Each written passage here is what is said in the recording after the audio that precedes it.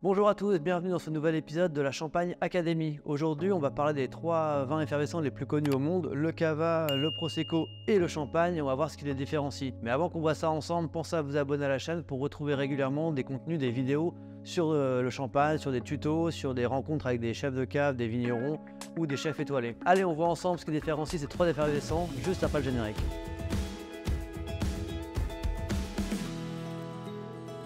Alors on va commencer par le champagne, le sujet principal de cette chaîne. Alors le champagne, vous le savez, c'est avant tout une aire d'appellation, hein. On a une aire géographique délimitée dans laquelle on peut faire du champagne, on ne peut pas faire n'importe où. C'est aussi un terroir, hein, un sol assez calcaire, avec notamment la craie qui est caractéristique de la Champagne, qui donne une typicité au vin. C'est aussi trois cépages, un cépage blanc, le chardonnay, deux cépages noirs, le pinot noir et le pinot meunier. Et puis c'est une méthode d'élaboration particulière, la méthode traditionnelle ou la méthode champenoise. Donc c'est-à-dire que ça se passe en deux temps. On a le premier temps qui est une vinification en cuve ou en fût, puis une seconde fermentation qui là se passe en bouteille. C'est cette fermentation qui va donner l'effervescence, cette prise de mousse caractéristique du champagne. Ensuite le champagne, le dernier point qui le caractérise, c'est un vieillissement relativement long, c'est à minima 15 mois et souvent beaucoup plus pour obtenir une palette aromatique avec de la complexité et puis des arômes un petit peu larges et un peu gourmands. Voilà, c'est les grands points rapidement qui caractérisent le champagne. Donc le Cava, c'est un vin qui est produit en Catalogne, donc en Espagne, principalement à partir de trois cépages qui sont trois cépages blancs. Donc on a le Paraleda, le Macabeo, le Xarel·lo. Donc c'est trois cépages qu'on va retrouver que dans cette région-là et qui sont incontournables pour produire le Cava. Ensuite le Cava, c'est évidemment aussi un terroir et un climat, donc on est sur un climat méditerranéen évidemment. Et puis on est sur un terroir assez calcaire, donc il va amener quand même cette fraîcheur malgré tout. Enfin on a l'élaboration qui s'inspire de la méthode champenoise, donc c'est-à-dire qu'on a une première fermentation en cube, une seconde fermentation en bouteille pour obtenir l'effervescence, et enfin on a un temps de vieillissement qui est beaucoup plus court,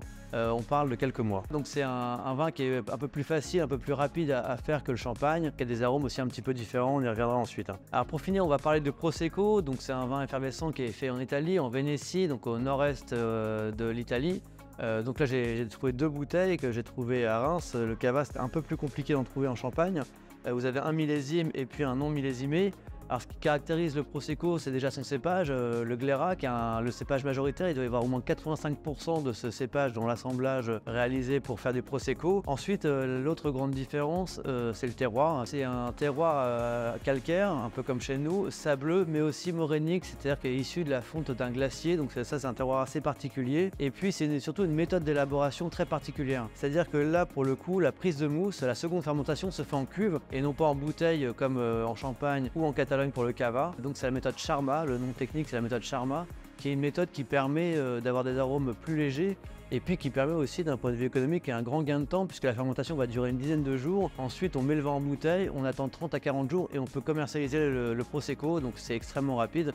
Quand on voit le temps de stockage, de vieillissement qu'il peut y avoir en Champagne, c'est l'opposé. Voilà sur les grandes méthodes d'élaboration et de terroir. On va passer un petit peu maintenant à la partie aromatique. Quelles sont les différences entre les uns et les autres? Alors le Champagne, vous le connaissez, j'en ai déjà parlé longuement. On est sur des arômes briochés, des arômes d'agrumes, avec une certaine complexité aromatique due au vieillissement prolongé.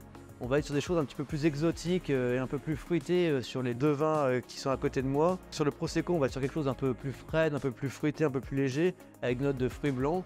Et puis sur le Cava, on va être sur quelque chose d'un peu plus exubérant, un peu plus exotique, un peu plus généreux. C'est deux vins du soleil, c'est deux vins du sud quand même, par rapport à la Champagne qui est très au nord. Donc on retrouve un peu ce côté fruité et ensoleillé. D'un point de vue tarif, pour finir, alors là c'est pareil, on est sur des registres très différents. Le Cava, ça va être globalement le moins cher. Là celui-ci, je l'ai payé 5 €.